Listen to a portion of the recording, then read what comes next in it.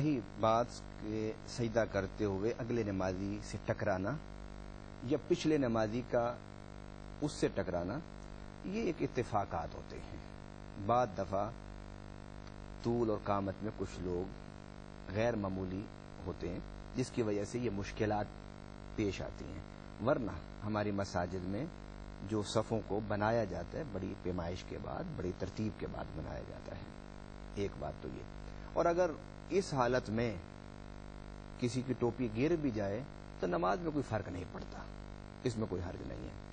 اب دوسری بات کہ نماز پڑھنے کے بعد اگر کوئی مسجد میں بیٹھ سکتا ہے، تسبیح پڑھنا چاہے پڑھ سکتا ہے، قرآن پاک پڑھنا چاہے پڑھ سکتا ہے، کسی ساتھی دوست سے بیٹھ کے کوئی گفتگو کرنا چاہے کر سکتا ہے، لیٹنا چاہے تھوڑی دیر کے لیے لیٹ سکتا ہے۔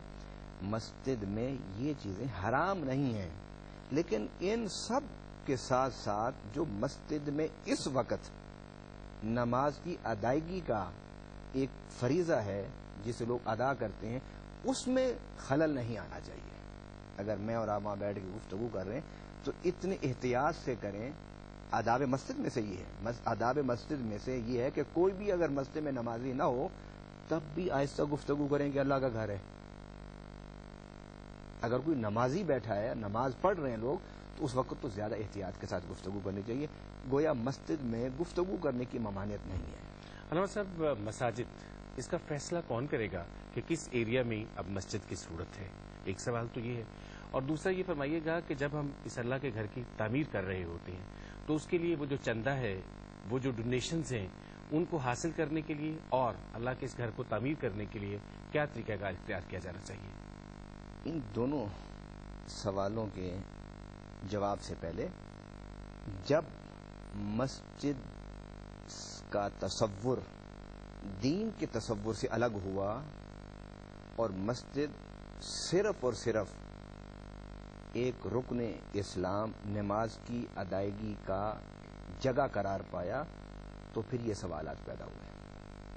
اگر آپ کو دین کے اس وسیع تصور کے ساتھ جوڑ کے دیکھیں گے تو پھر یہ کام میرے اور آپ کے کرنے کا نہیں ہے، یہ پھر ریاست کے کرنے کا کام ہے۔ ریاست دیکھے گی کہ مجھے کتنے فاصلے پر، کتنے دور دوسری مسجد بنانی چاہیے۔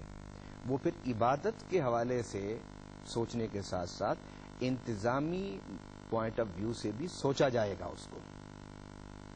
وہ ایک الگ تصور ہے۔ وہ تصور مسجد کا اس وقت بحال ہو سکتا ہے کہ جب ہم دین کے جامع تصور کو بحال کریں گے۔ اب رہی یہ بات کہ آج کے اس دور میں کہ جب مسجدیں صرف اور صرف اسلام کے ایک رکن اعظم نماز کی ادائیگی کے لیے جا قرار پائی ہے، تو اس میں بھی بیٹھ کے سوچنا چاہیے کہ اگر ایک محلے میں اتنی بڑی مسجد ہے کہ جس میں سارے لوگ آ کر نماز ادا کر سکتے ہیں، اس محلے میں رہنے والے جمعہ ادا کر سکتے ہیں، تو پھر اس محلے میں دوسری مسجد نہیں بنانی چاہیے، کیونکہ مسجد کا مقصد خدا نہ خواستہ کوئی اجارہ داری تو ہے نہیں نا۔ مسجد کا مقصد کوئی تجارت تو نہیں ہے نا۔ مسجد کا مقصد تو عبادت ہے نا۔ مسجد کا مقصد تو نماز پڑھنا ہے نا جماعت کے ساتھ، یہ مقصد ہے نا مسجد کا۔ تو پھر مسجد کو بناتے ہوئے اس علاقے کی جو انتظامیہ ہے اس سے پوچھا جائے، اور انتظامیہ وہاں کی آبادی کو پیش نظر رکھتے ہوئے اہل محلہ سے مشورہ کرنے کے بعد ان کو اجازت دے کہ آپ کے محلہ کی آبادی اتنی ہے، لہذا اس کیپیسٹی میں آپ کو مسجد بنا لینی چاہیے، اور اگر نمازیوں کی تعداد بڑھتی ہے، محلہ بھر جاتا ہے، زیادہ آباد ہو جاتا ہے، یا کسی بھی حوالے سے نمازیوں کی تعداد بڑھتی ہے، تو پھر بھی وہاں رہنے والے اور وہاں کی انتظامیہ یعنی ریاست کی جو مشینری ہے ان کے ساتھ بیٹھ کے مشورہ کر کے پھر دوسری مسجد بنانی چاہیے۔ میں یہ سمجھتا ہوں کہ مسجد کی تعمیر کے لیے سپیکر لگا کر، چٹائی بچھا کر اسے شام تک اعلان کرنا، یہ اسلام کے وسیع تر مفاد کے خلاف ہے۔ یہ ایسا نہیں ہونا چاہیے۔ ایک محلہ ہے جس میں 200-400 آدمی رہتا ہے، اور وہ سب مسلمان ہیں، وہ سب اپنی عبادت گاہ بنانا چاہتے ہیں، تو وہ 200-400 آدمی مل کر خاموشی سے اس مسجد کو بنانے کے لیے اپنا اپنا حصہ ڈال دیں۔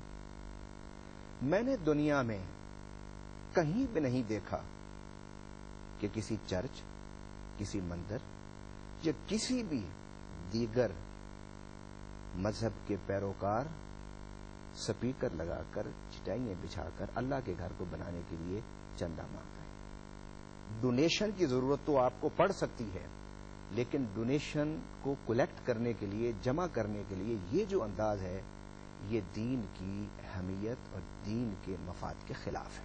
علامہ صاحب، بہت شکریہ آپ کا کہ آپ نے مسجد کے آداب کے حوالے سے ہماری رہنمائی فرمائی۔ اس پروگرام میں ہماری کوشش ہوتی ہے کہ ایک آدھ ای میل ضرور شامل کر لیا جائے۔